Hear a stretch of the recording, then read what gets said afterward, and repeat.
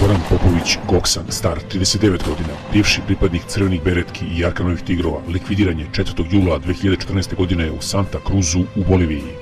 On je sedeo u internet kafeu, u jednom trenutku sa leđa mu je prišao ubica i ispalio 3 hica u glavu i telo, a potom je sa saučesnikom koji ga je čekao na motoru pobegao u nepoznatom pravcu.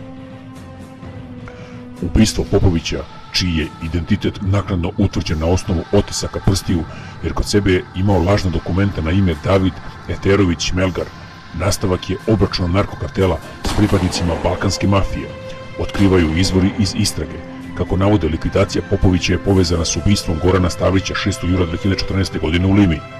Ne isključuje se mogućnost da su ubistva pripadnika balkanske mafije povezana sa zaplanom 3 tone kokaina u Čileu.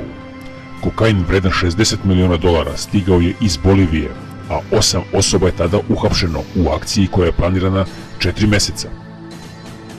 Ubijeni Popović od ranije poznat srpskoj policiji prema nezvaničnim informacijama, nekada je bio pripadnik Crvenih beretki i dobrovoljačke garde Željka Ražnatovića Arkana, a posljednjih godina, kako se sumnja, sarađivao je sa srpskim narkobosovima. Posljednji put Popovićevo ime u javnosti se pojavilo posle zaplene 170 kg kokaina 2011. godine u Solunu na jednom brodu.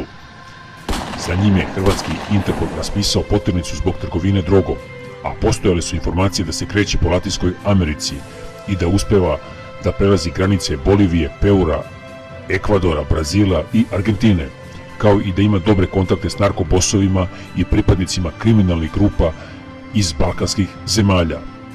Ubistvo Gorana Popovića nije rešeno.